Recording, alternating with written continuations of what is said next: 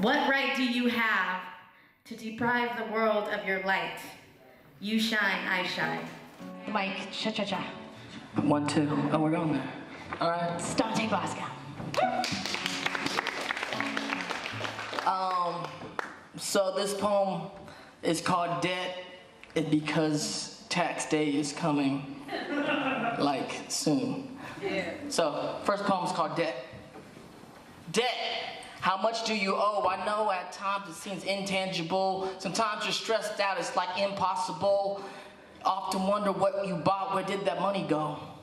Well, like Wimpy say, I'd gladly pay you Tuesday for a hamburger today, but no one in our youth taught us of the APR interest rate. By the time you pay off that burger that you ate, you probably could have bought that burger, side of fries, and a shake. Hell, you probably could have bought the plate. But at least to fed your hunger. Remember when you was younger, when you ran out of money and you were broke? I mean, no more dinero, but debt don't stop at zero. Matter of fact, trying to get back to zero is your hope, but nope. I don't think so. It's like, I don't think so. I mean, it just accumulates. Now you got the weight of the world on your shoulders and you're just trying to hold it down. That's how over half America's living now. When your last choice is like, I think we gotta sell the house, looking at the president, wonder who the hell is gonna bail us out. The answer is no one. The days of we shall overcome have arrived. We have no one but ourselves to be responsible for our lives. And this hole that I stand in, I dug it myself, but to get out, I could use a little bit of help. First and foremost, open up your mail. Open up your mail. Confront your bills and your debt. It's the first step in the ladder to get out of this shit. Next, don't be a pawn in the game that they made. Educate yourself in the matters of money and don't get played. And I'll simply say, stop spending more money than you actually make.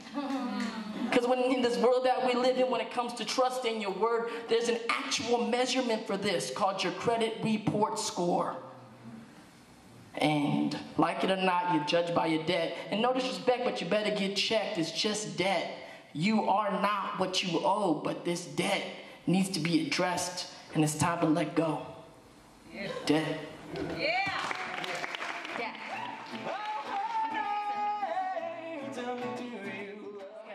At Speakeasy. Hi all. Thank you for tuning in today. All right, So what was that poem about? yeah, well, I'd like to talk a lot about process here, right? Because open mics, the open mic culture is a mix of people who are veterans, who've been doing this for years, whether it's comedy or dance or poetry, and also like newcomers.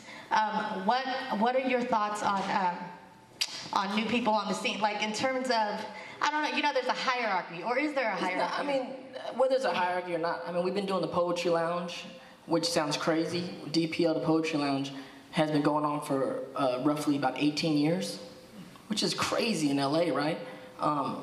We're the oldest modern poetry venue. I mean, of course, there's the World Stage, Lemert Park, and Awesome. You know what I'm saying? Which is where it all started. But I'm talking like the modern scene. Like DPL is one of the cats, because that stuff goes back to the 70s and whatnot. But with the hierarchy of no hierarchy, it's just the great thing about more and more poetry lounges, open mics sprouting up, is that people could work on their thing. DPL becomes somewhat, even though it's an open mic, it's become somewhat of a performance venue, which is cool, but I think it's great to come out to other open mics in the city and other cities, because it's not really about going to places and just doing your signature piece that everyone knows you and just like trying to get shine and trying to get applause. Part of open mics and part of being a writer and a poet is working on new material and communicating with the people and hearing new people. And it's not about just, being an artist is not about just going out in public to get praise and applause. It's part of it, and you need that to, you need to develop your signature pieces to jump you to the next level. But at the same token, open mics are really about the process of working. Right. Now, on that same note, how do you feel about editing your work? Because I know we've had conversations privately amongst ourselves, like specifically for poets, Very like important. The long epic poem. Does it need to be epic in that way? The thing is, you know what it is? It's like poems, the essence of poetry is a thought, is a story. It's like a poem could be 2 lines. when you read poetry book, all the poems we grew up on, the sonnets, they're short things. And I was talking to some other members of the lounge that we in this modern time, we helped mess it up. Like everyone doing these epic poems. What had happened was somewhere in the 90s, even at DPL was like, oh, we need to put this time limit in because so many people are coming and all these poets want to come. So instead of, and I was guilty of this too, so we started putting a bunch of poems together because you only have time to do one poem. So people started putting 3, 4 poems together and doing one long poem. And then now this but they were dope poems.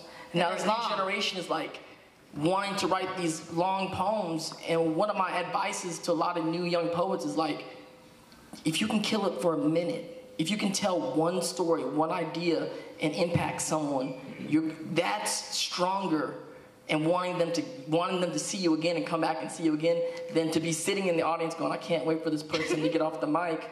Yeah. And not in a bad way because they didn't edit their poem and they didn't, the essence of poetry is actually storytelling.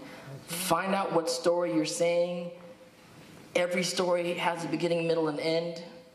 Even the beginning has a beginning, middle, and end. Even the middle. So it's like, go back and edit your stories, and just because you wrote it once doesn't mean that's the way it's going to be forever. I mean, poems that I've been performing for like 20 years, even some of them over time change. They kind of like, especially the first few years you're performing, you start to hear what's working, what's not working, what's repetitive, what is not really being clear when you're saying it. The great thing about poetry, it's about condensity. You know what I'm saying? It's about trying to say what we're saying in a condensed amount of time. I think that goes for songwriting and just songwriting too, which is poetry. Okay, so also, one of the reasons why I asked you as well, because you're my brother and I love you, to come, because you make your life as an artist. And a lot of people in this room, that's the goal, is to make a living doing your writing or your song, whatever. You've done many of that. You write and you had a band, you have a band. So what does that look like? What is that about? What is that about chasing your dream? And especially, and also, I mean, we're about Filipino. I was just talking to Maureen about it earlier. Like, Mom must have been on some crazy shit in the 80s, moving us down to LA. Like, yeah, my kids, they're gonna be in Hollywood. They weren't looking for. They're not even really looking for Filipinos now. No. So how does that work? How does that? The struggle continues. I mean, I'm fortunate to be a person who's able to live a good life. Off of the art I do, writing, producing, acting. We're in LA, and LA's all of us are artists here. It's like this town is full of artists, and we all came here to make a life in the arts, and it's a hard struggle. And even I've been an actor for 28 years, working actor for 28 years, and even that it already feels like it's been 3 lifetimes. It never ends, It's like most actors or most artists, you kind of like, you excel at the end of the year. Like, I made it through another year in this town, and I got money in the bank. Oh my God. The biggest thing for artists, I think, to realize, like I've been speaking at a lot of colleges, and I talk to young artists that are like looking at me like, what should I do when I get out of college and come to Los Angeles? And I tell them the biggest thing, outside of just getting good at what you do, which is things like this tonight, because being good is still the biggest factor on getting lucky in this town. The better you are, the better chances you have at getting lucky, period. So get good at what you do. Be better than everybody else, A. But B, just for your quality of life, understand that being an artist is not a job, it's a lifestyle. It's a lifestyle, and it's a good lifestyle, and it's not a lifestyle for everybody. It's not like, this is not for everybody. Us that are in it and that live it, it's for us, and that's good. But there are things you have to become comfortable with not having security, comfortable with knowing that things that are important to you in life, that are life and death, are not important to other people in your lives that you love. But that doesn't make them any worse of people. Doesn't mean you can't love them. It just means that we're staying up all night to finish a poem, to learn a play, to write a song. It's blood, sweat, and tears for us. It's life and death. to your father, your mother, your wife sometimes, your brother and sister, they may look at you like it's frivolous. You know what I'm saying? But that's fine. I equate it to these young kids. I don't know if any of you guys read Harry Potter. You guys read Harry Potter? Who reads Harry Potter? A few of you. So in Harry Potter, right, there are regular people called muggles. Muggles, right? And then there are the wizards. And so what I tell the young kids that read these books is, make no mistake that we're the artists, we're the wizards. The rest of the world are muggles. Doesn't make them bad. It just makes them not understand what we do. But what we do as artists, we need to not make any mistake and understand that when we create, it's nothing less than magic. And that's what we're all here doing. So. Awesome. Okay, and the last thing, isn't that awesome? The last thing is that we have an event on Friday, because you're also an activist. Yes. So we have an event this Friday. Downtown LA. I'm hosting. Yes, she's hosting. At the Great Company, 1917 Bay Street. You can probably find it on Ariana's Twitter, Lady Basco, or my Twitter, at Dante Basco. We're raising money for the Philippines. It's a Philippines fundraiser. Thank you. Come out, ask us about it. Even though it's a few months ago, we're still raising money. The great thing, there's still people without houses. We found out is we can build a house for a family for $500. Yes. So we're doing that. We're building 200 houses in 6 months. So come party with us. So come party on Friday night and help us build houses. And you have one more piece for us. One more piece. And we'll continue on the open mic. Thank you guys so much for joining in on that conversation. Wela mama. Wela mama. Hey, hey, lily. Seeing my sister do her thing and see everybody do their thing is beautiful. I'm gonna do this poem. Here we go. Where are you from? Well, that's a loaded question. See, I grew up in a blue-collar town, simply meaning the blacks and the browns, and me being in that category, plus my pops made less than 40, way less than 40. Geez, yeah, it's clear to see the me I be, well, blue-collar. Better yet, broke most of the time, even better, poor. But when you're young and you're poor, you don't know that you're poor. It never occurs to you that you don't have a bed, everyone sleeps on the floor. 13 in a house, 1 bathroom, someone always knocking on the door. But at least it was fun. But let's get back to where we started. Where are you from? See, where I'm from, there are cops and there are gangsters, also known as gangbangers. Not unlike the cops and robbers of the movies, but unlike the movies, it's not so black and white.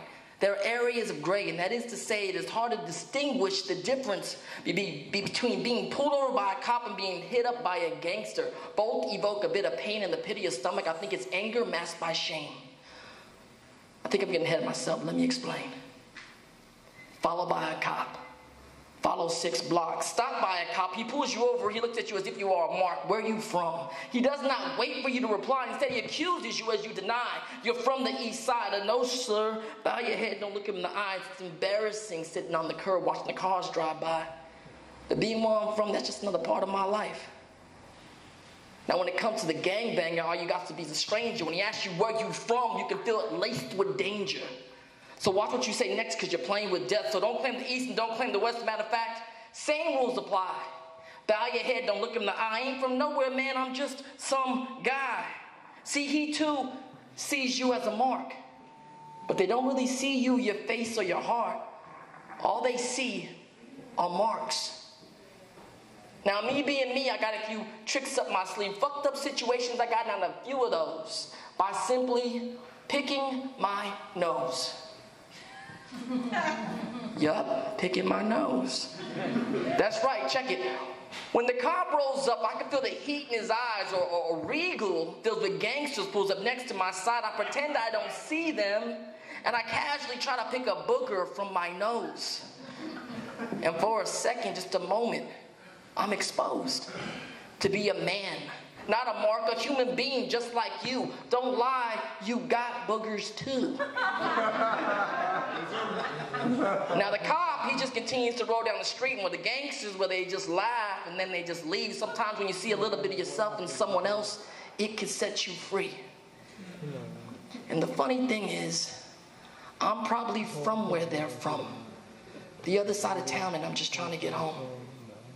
Thank you guys. Hey now, thank you. Tell me, do you love me?